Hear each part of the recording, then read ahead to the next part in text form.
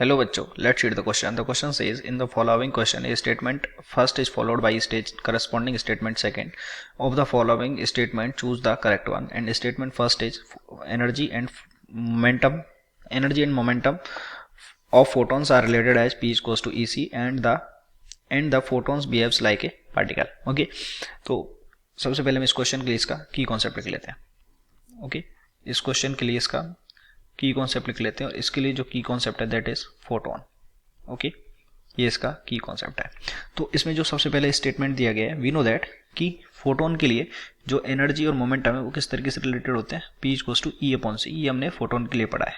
Okay, क्योंकि ये photon की कैरेक्टरिस्टिक्स है और फोटोन का जो रेस्ट मास होता है ये क्या होता है, जीरो होता है.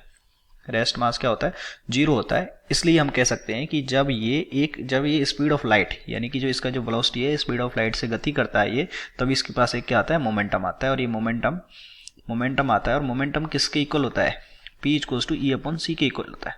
ओके, तो स्टेटमेंट क्या है, बिल्कुल करेक्ट हो गया.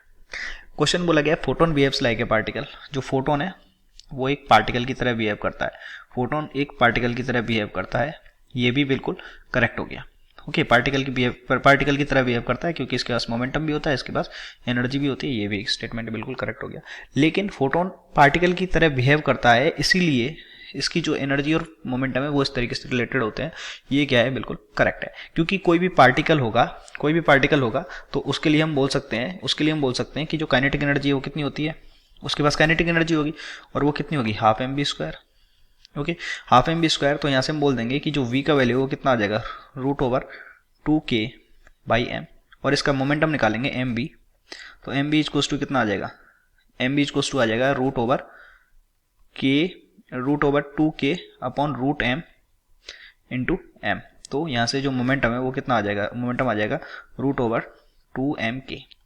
ओके, उसका मोमेंटम, तो एक जो पार्टिकल है उसका मोमेंटम किस तरीके से रिलेटेड होता है एनर्जी से, इस तरीके से. लेकिन फोटोन का किस तरीके से रिलेटेड है, P equals to E upon C. Okay, तो फोटोन एक पार्टिकल है इसलिए इसका ये रीजन नहीं है कि इसके मोमेंटम ऑफ एनर्जी इस तरीके से रिलेटेड रहेंगे.